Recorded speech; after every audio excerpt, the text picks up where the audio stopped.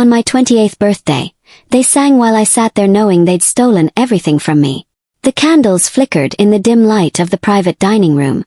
28 small flames dancing between champagne glasses and polished silverware, arranged too perfectly on the white tablecloth. My mother's voice rose above the others, bright and practiced, hitting every note the way she'd rehearsed her whole life for moments exactly like this.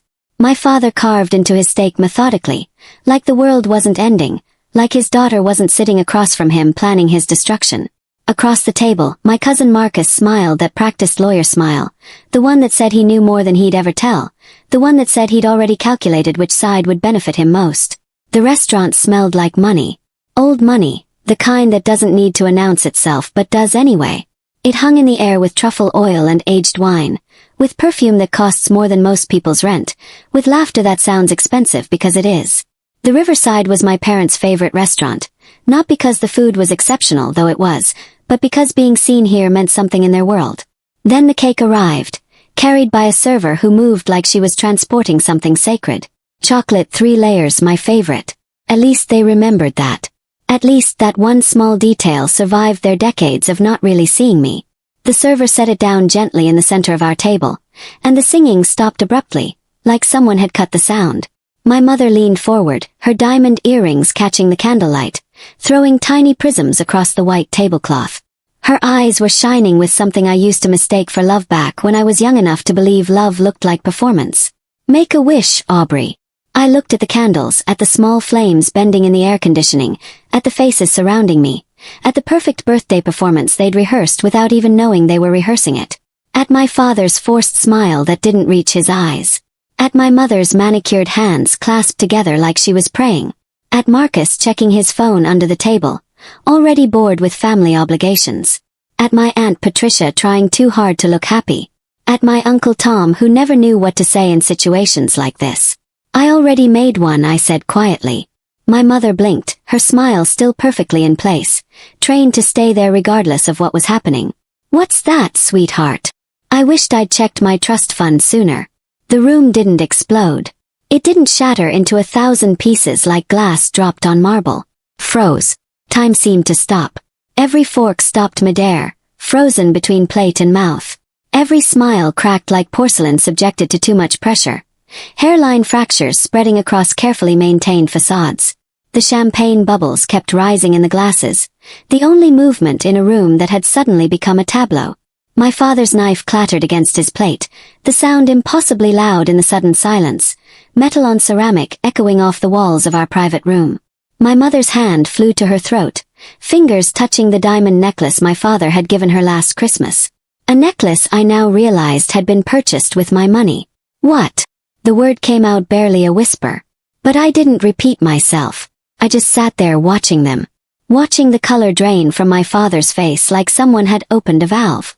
Watching my mother's carefully applied foundation suddenly unable to hide the pallor underneath. Watching Marcus sit up straighter, his lawyer instincts immediately kicking in, already calculating liability and exposure. Watching Patricia's confusion, genuine confusion, which told me she knew nothing. Watching Tom's eyes dart between his brother-in-law and his niece, trying to piece together what was happening. My name is Aubrey Lane. I'm 28 years old. I have short blonde hair that I cut myself 2 months ago.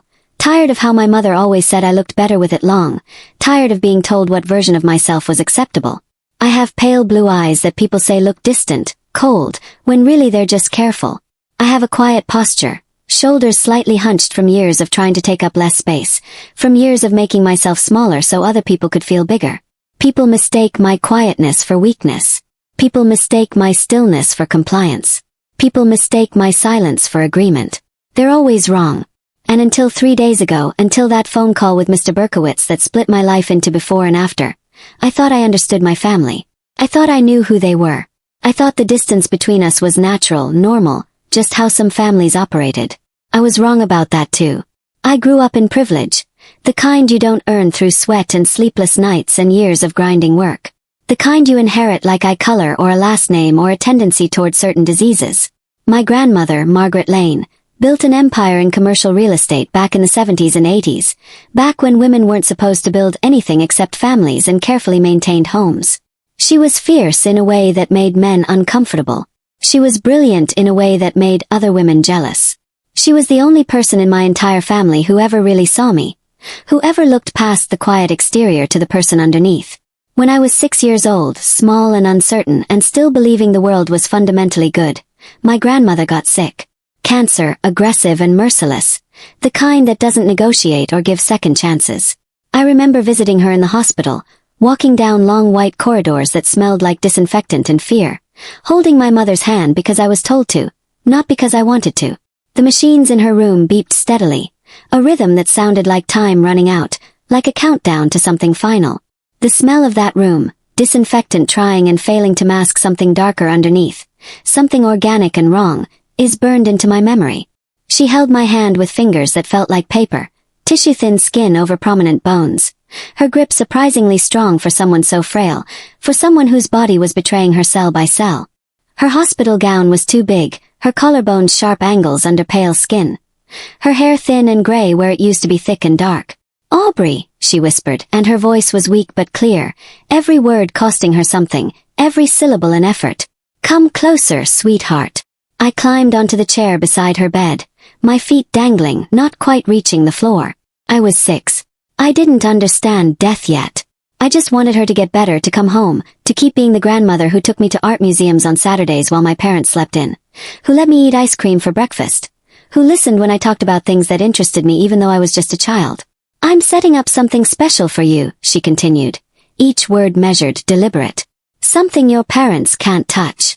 I didn't understand. I was 6. Money was an abstract concept, something adults worried about, something that didn't concern children. A trust fund. She squeezed my hand tighter, her grip surprisingly fierce. $3 million. It'll be yours when you turn 25. But until then nobody can touch it. Not your parents. Not anyone. I made sure of it. $3 million. The number meant nothing to me then. It was just words, just sounds. "Promise me something, Aubrey." Her eyes locked onto mine, and even weak, even dying, there was an intensity there that made me pay attention. "Promise me you'll use it wisely. Not for what other people want. For what you want. For your education if you choose education. For your art if you choose art. For your dreams whatever they are. For your freedom." "I promise, Grandma." She smiled, and for a moment, for just a flash, she looked less like someone dying and more like the woman she used to be. The woman who built an empire from nothing, the woman who refused to apologize for her success. "Good girl. Don't let them make you small, Aubrey. You were born to take up space. Don't ever forget that." I nodded, not really understanding, just wanting to make her happy, just wanting to see that smile. "And Aubrey." She pulled me closer, her voice dropping even lower. "Be careful with your father. He's good at making bad choices look necessary. Don't let him convince you otherwise." 3 weeks later she was gone. The machines that had beeped steadily fell silent. The hospital room was cleared. Her body was prepared for a funeral. The funeral was huge, a production, a spectacle. Hundreds of people in expensive black clothing, dabbing at eyes that were mostly dry, talking in hushed voices about what a remarkable woman she'd been, what a legend, what a pioneer. Business associates who'd competed with her and lost. Friends who'd envied her success. Distant relatives who suddenly remembered they were family when there was an estate to be divided. My father gave the eulogy. He stood at the podium in a black suit that fit perfectly, and he cried real tears that streamed down his face. He talked about how much he'd loved his mother, how much he'd learned from her, how grateful he was for everything she'd given him, how she'd taught him the value of hard work and persistence and never giving up. The church was silent except for the sound of people sniffling, touched by his grief, moved by his obvious pain. But I was 6, and 6-year-olds notice things they're not supposed to notice. Like how my father's jaw clenched when the lawyer stood up to read the will. Like how my mother's smile faltered, just for a second, just a flash, when they announced that most of my grandmother's estate was going into a trust for me, her only grandchild. Like how my father's tears seemed to dry very quickly once we got to the parking lot, once we were away from the audience, once the performance was over. "You're so lucky, Aubrey," he said, and his hands were on my shoulders, gripping too tight, tight enough to hurt though I was too young to say anything, too trained to complain. "Grandma loved you so much." But his voice was wrong. The word said one thing, loving and proud, but the tone said something else entirely, something cold and calculating and already planning. I didn't understand it then.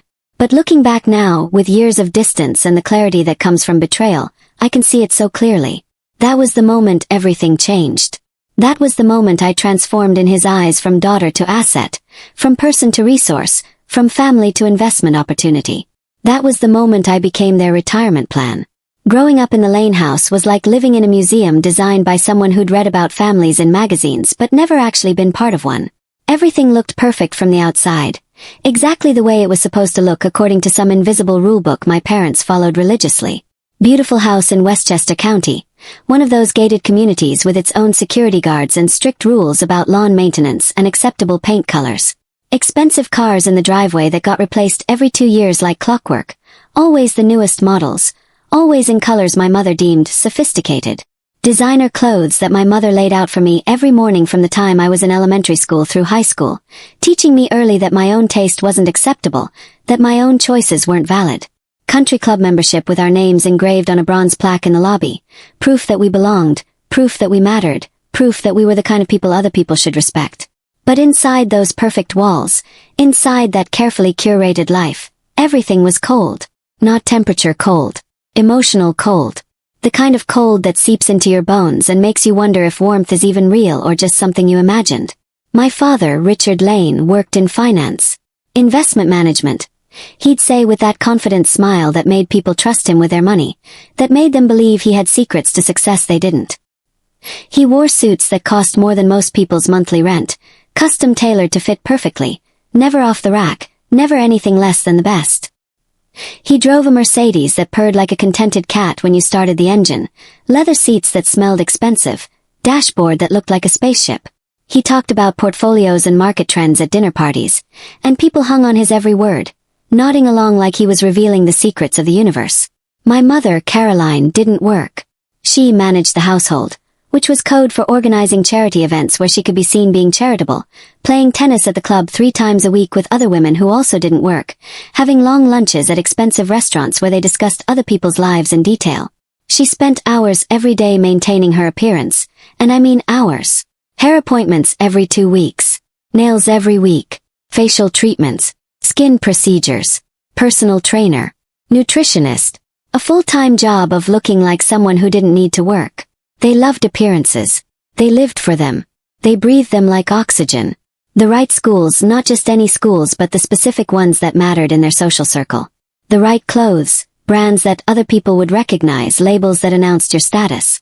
The right car in the right driveway, always clean, always new. The right donations to the right charities, amounts large enough to get your name on a plaque but not so large that you'd actually miss the money. Everything calculated. Everything performed. Everything designed to create an image of success that was more important than actual success. But they hated, absolutely hated, that my grandmother had given everything to me. Not to them. Not to my father, her only child. To me, the grandchild, bypassing the generation that needed it most. I didn't realize this at first, of course. When you're a child, you don't question these things. You just accept them as normal. This is how families work, you think. This is what love looks like. This is what parents do. You don't have any other reference point. You don't know that other families are different, warmer, more genuine. But looking back now, armed with hindsight and the bitter clarity that comes from discovering you've been robbed, I can see the patterns. The small cruelties disguised as concern. The ways they shaped me, molded me, trained me like you train a dog, into something manageable, something that didn't threaten their plans, something quiet and compliant and easy to ignore. When I was 8 years old, 3rd grade, still young enough to believe my dreams mattered, I wanted to take art classes. Real art classes. Not the ones at school with dried-out markers and construction paper and teachers who clearly hated their jobs. I wanted to learn from someone who actually knew how to paint, how to see the world in colors and shapes and shadows, how to put what was in your head onto canvas or paper. I'd seen a flyer at the library. Saturday morning classes at a studio downtown. A real artist teaching, someone who'd studied in Paris, someone whose paintings hung in galleries. I was so excited I could barely contain it. I brought the flyer home, carefully folded in my backpack, and showed it to my mother at dinner. "Mom, look. Can I do this? Please." She glanced at it briefly, barely a second, didn't even really read it. "That's expensive, Aubrey. But I have the trust fund, right? Grandma said it was for things like this. For education." Her face tightened. Just for a second, but I saw it. A flash of something cold, something angry. The trust fund is for your future. For college. Not for hobbies. But Grandma said. Your grandmother isn't here anymore. Her voice was sharp now, cutting. And we're your parents. We decide what's best for you. We're the ones raising you. We're the ones who know what you need. My father didn't even look up from his plate. Just kept eating like the conversation wasn't happening, like my dreams weren't being dismissed, like I didn't matter enough to even acknowledge. I didn't take the art classes. The flyer stayed folded in my backpack for weeks, and then it disappeared. I don't know if my mother threw it away or if I finally accepted that wanting things was pointless. When I was 12, almost 13, that age where you start to understand money a little bit, start to see how it shapes everything, my father called me into his office. The room smelled like leather and old books, decorated specifically to make him look important, to make clients trust him with their investments. Dark wood everywhere. Expensive desk. Leather chair that probably cost more than some people's cars. Diplomas on the wall, framed carefully, positioned to be seen from the client chairs. He gestured to the chair across from his desk, and I sat, feeling small in the oversized leather seat, my feet not quite touching the floor. Aubrey, we need to talk about your trust fund. I barely remembered what a trust fund was by then. It had been 6 years since Grandma died. 6 years of not thinking about the money because it felt abstract, far away, not real. Okay. By then it'll be too late. He finally looked at me, and his eyes were cold, colder than I'd ever seen. You'll have wasted 7 years of your life. 7 years you could have spent building an actual career. Well, you're doing this our way. You're going to state. You're majoring in something that will actually get you a job. And you're going to thank us later when you're not starving and struggling and regretting every choice you made. My mother nodded. Sipping her coffee like this was all very reasonable. Your father's right, sweetheart. We only want what's best for you. We're your parents. We know better than you do what you need. You'll understand someday. It's a lot of money. $3 million. Do you understand how much that is? I shook my head. It's more money than most people see in their entire lives.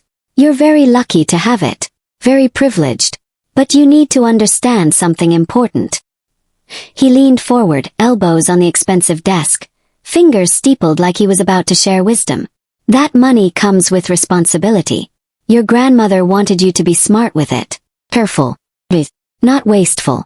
Do you understand? I nodded, still not really understanding what he meant. Good. Now your mother and we're going to help you manage it when the time comes. We're going to make sure you make good choices. Because we know what's best for you. We've been managing money your whole life. We understand investments, savings, how to make money work for you. And when you turn 25, when that trust becomes available, we'll guide you. We'll make sure you don't make mistakes. I nodded again, believing him, trusting him, thinking this was what good parents did. What he didn't tell me, what I wouldn't learn until years later, was that he'd already tried to access the trust. Multiple times. Quietly, carefully, through lawyers and loopholes and arguments about his role as co-trustee. And every single time, the trust attorneys had shut him down hard. The trust was ironclad. My grandmother had made absolutely sure of it. She'd anticipated this, had known her son well enough to predict exactly what he'd try to do. When I was 16, finally old enough to start thinking seriously about my future, old enough to dream about who I might become, I wanted to go to a summer program at an art school in New York. ISD, Rhode Island School of Design, was offering a 6-week intensive for high school students. It was competitive. You had to submit a portfolio. You had to write essays. You had to prove you were serious about art, that you had talent worth developing. I worked on my application for months.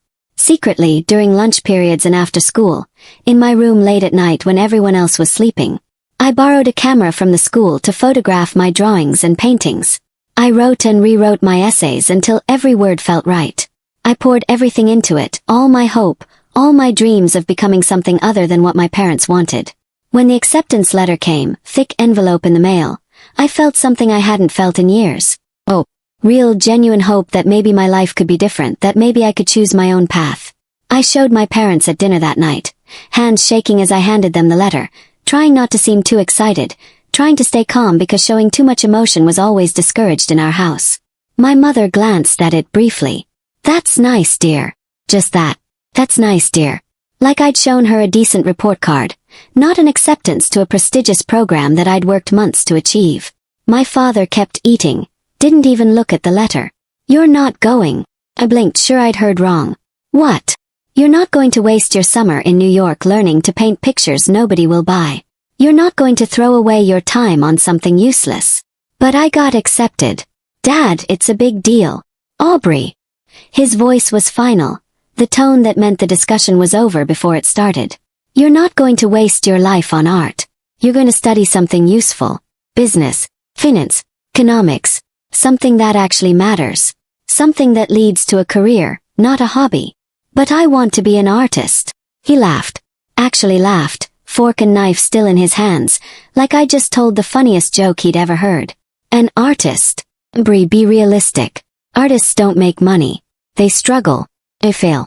They end up waiting tables while they chase some fantasy that never materializes.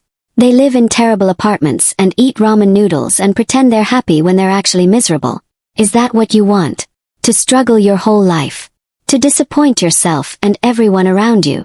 I have the trust fund." His face changed. That same cold look from the funeral, but sharper now, more pronounced, anger barely contained. The trust fund is not a safety net for bad decisions. It's not permission to throw your life away. My mother finally joined in.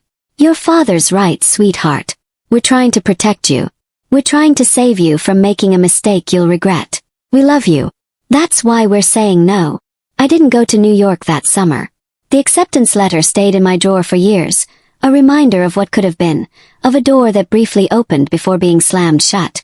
When I was 18, about to graduate high school, desperate for one last chance, I applied to art schools anyway. Behind my parents' backs. Secretly. Rhode Island School of Design. Parsons. School of the Art Institute of Chicago. I got into all of them. Full acceptances. And scholarships too, not full rides but significant amounts, proof that someone out there thought I had talent, thought I was worth investing in. I showed my parents the acceptance letters like offerings at an altar, like proof that I wasn't delusional, that my dreams had merit, that real institutions believed in me even if they didn't. My father didn't even look up from his newspaper. Sunday morning, sitting at the breakfast table, coffee in one hand, Wall Street Journal in the other, not even pretending to care about what I was showing him. "You're going to state." "But Dad, look. You're majoring in business. And that's final. This discussion is over. I'll use the trust fund when I turn 25. So I went to state. I majored in business administration. I sat through 4 years of classes I hated, 4 years of learning about things that bored me, 4 years of slowly suffocating. But I survived. I survived because I had a plan. I survived because I had an escape date. When I turned 25, I told myself every night, lying in bed in my dorm room, staring at the ceiling. When I turn 25, I'll have access to the trust. I'll have $3 million. I can do whatever I want. Can leave. Can finally be free. I can finally live the life I was supposed to live.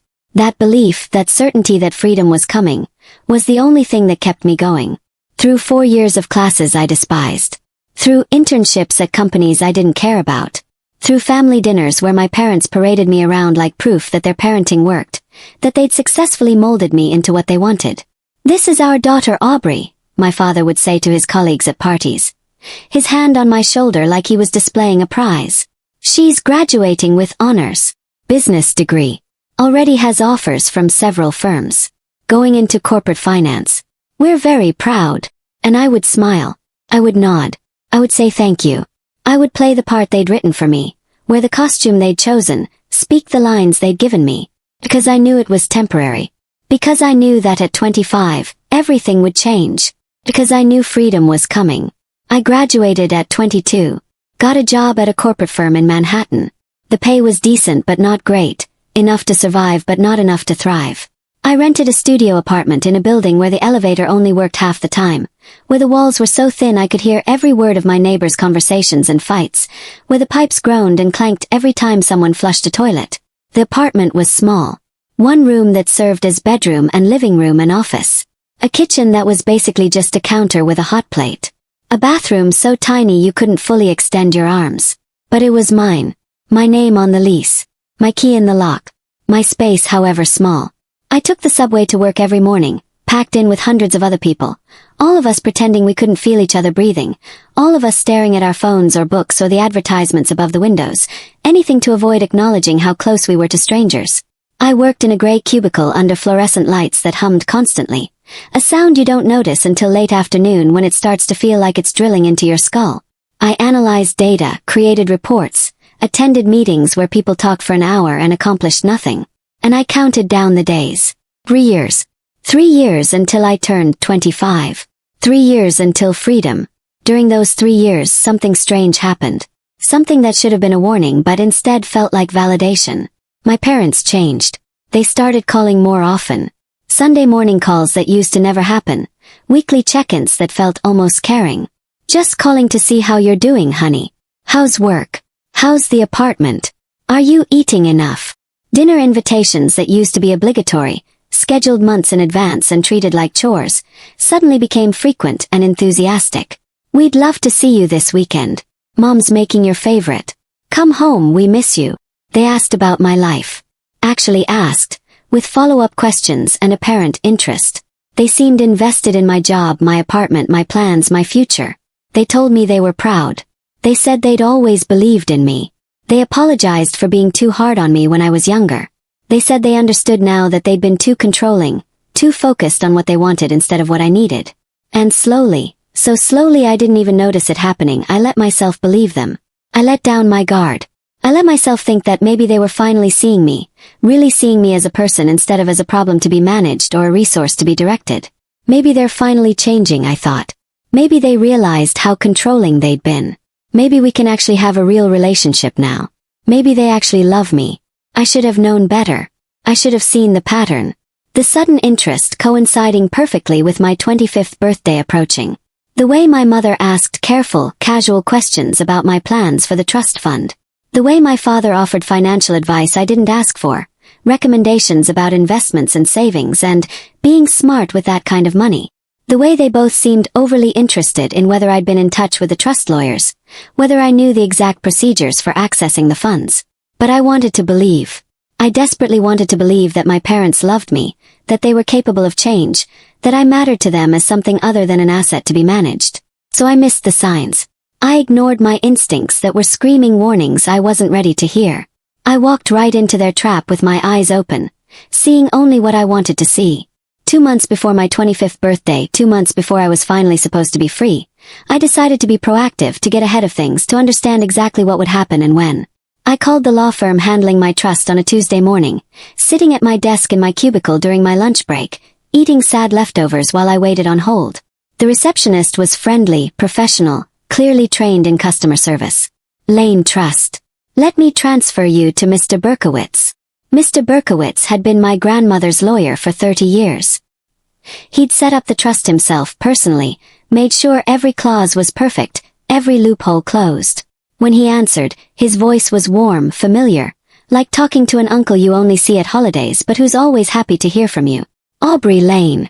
I've been expecting your call. Your birthday is coming up soon, isn't it? May 15th. Yes, sir. That's why I'm calling. I wanted to understand how the transfer works. What I need to do. What documents I need. The timeline.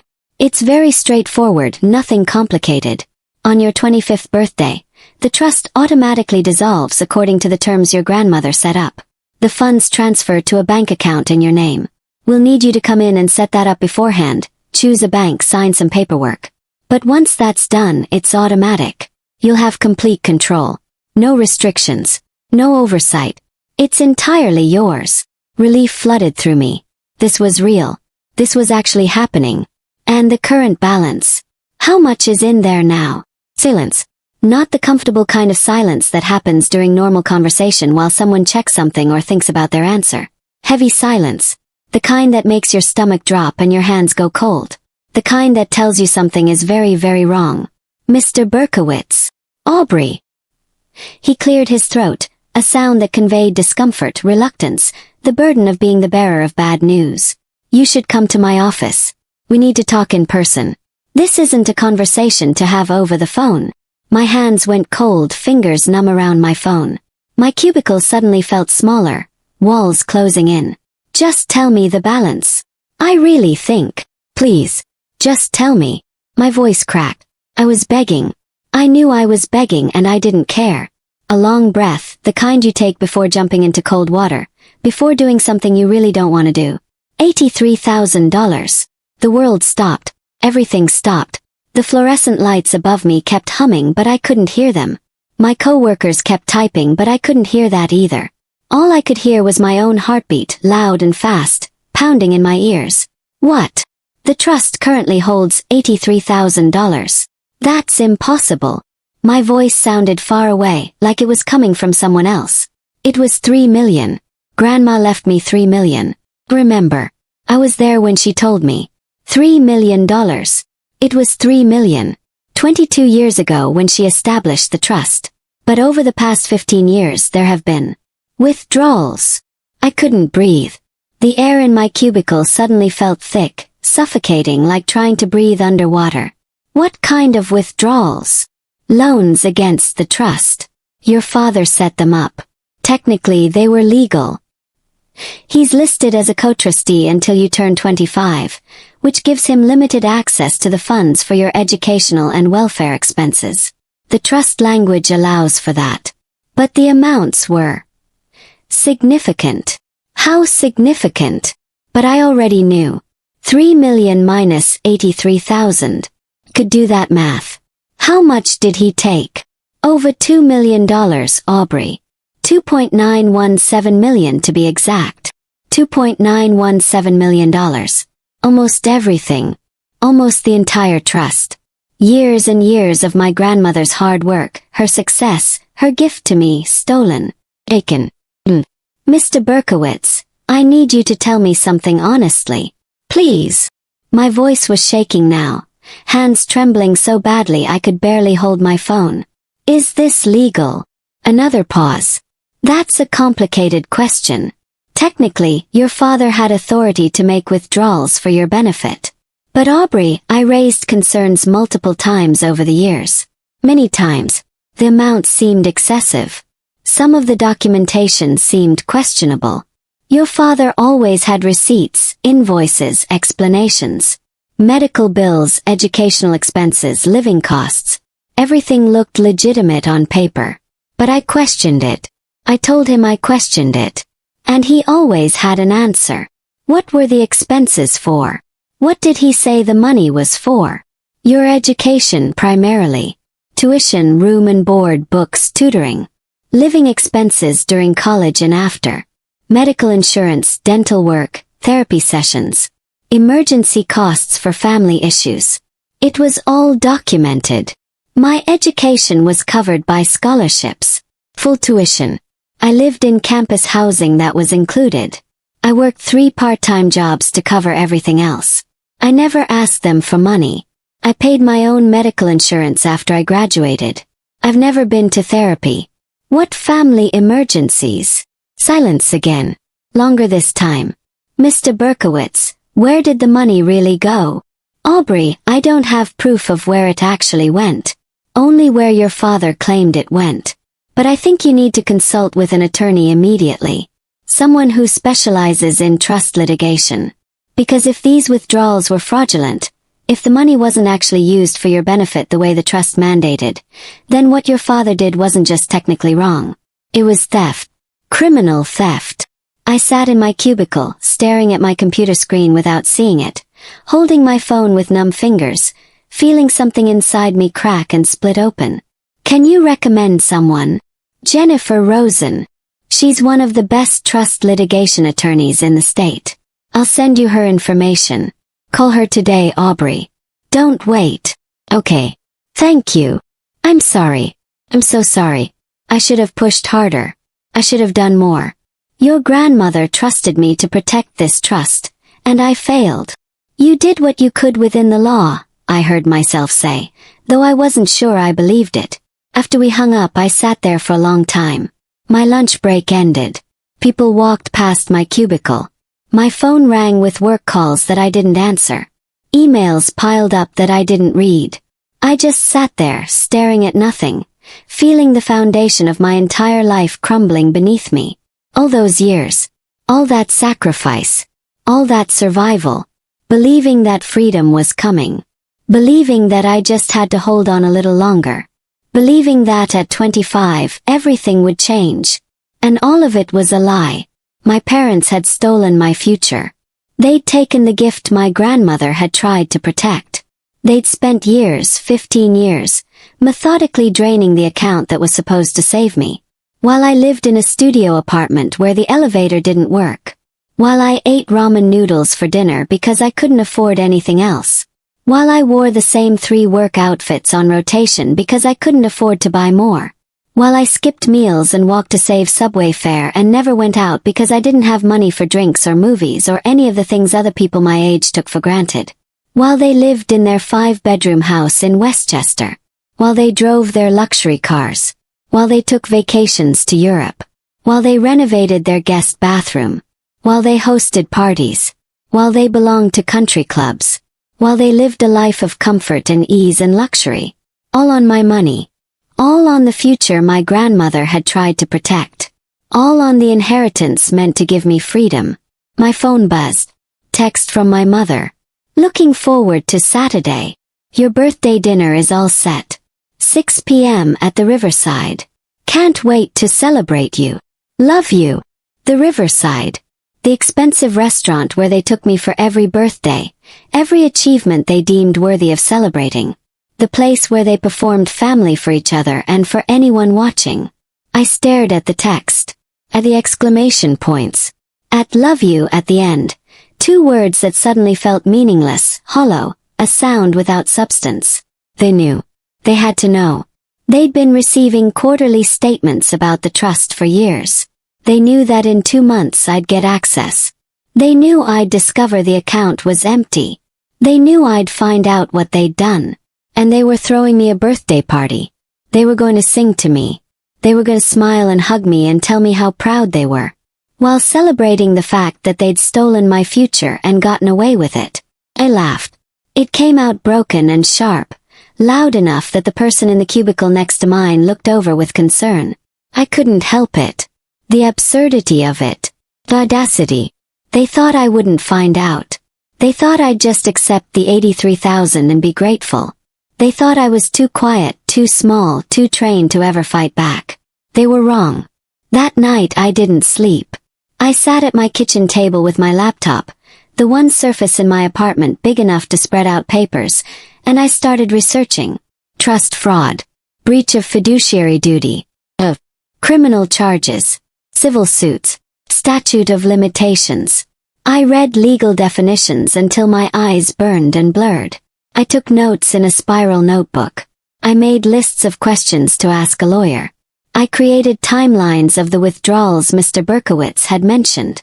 And slowly, the emptiness I'd felt in my cubicle transformed into something else. Something harder. Something colder. Something that tasted like metal and felt like clarity. They thought they'd broken me. They thought they'd won. They had no idea what was coming. If this story felt uncomfortably familiar, tell me where you're watching from below. Share your story if you're ready. And hit subscribe. The next one might be even closer to home.